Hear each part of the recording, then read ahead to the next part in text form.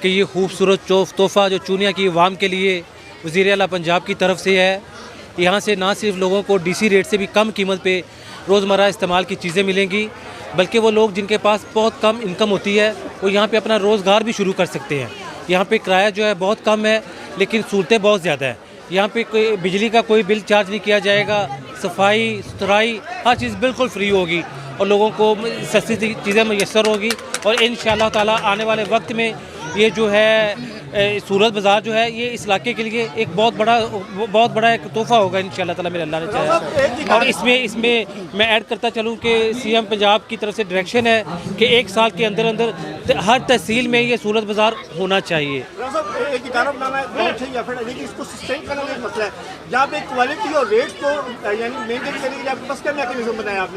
دیکھیے یہاں پہ ہمارے مینیجر ہے، سپروائزرز ہیں، سیکورٹی گارڈ ہیں، سویپرز ہیں، پورا ہمارا ایک سسٹم بنا ہوا ہے الحمدللہ.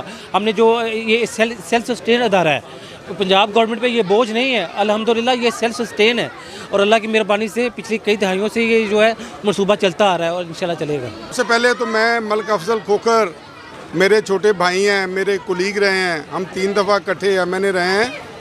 تو یہ چیئرمین ہیں سہولت بازار پنجاب کے، ان کو چونیا آمد پہ خوش آمدید کہتا ہوں.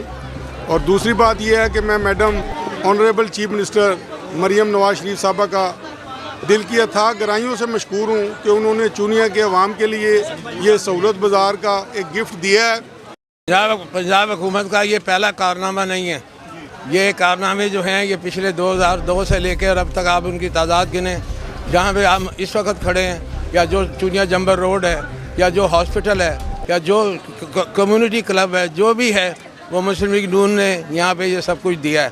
تو اس کا مطلب یہ ہے کہ ہمارا ریکارڈ جو ہے وہ صاف شفاف ہے. اور آئندہ بھی اگر ہمیں عوام نے موقع دیا تو ہم انشاءاللہ تعالیٰ چونیا کو نہ صرف انڈسٹریل اسٹیٹ چالو کریں گے بلکہ یہاں کا میڈیکل کالج جو ہے وہ یہاں بنے گا اور ضرور بنے گا انشاءاللہ تعالیٰ. میں کہتا ہوں کہ یہ ایک انیشیٹو نہیں ہے. میڈم چیف منسٹر کے راؤنڈ اباؤٹ کوئی 90 کے قریب انیشیٹو ایسے ہیں جس نے پنجاب کو بدل کے رکھا ہے. اور آج پاکستان میں نہیں پوری دنیا madam chief minister Maryam Nawaz کی مثالیں دے رہی ہیں.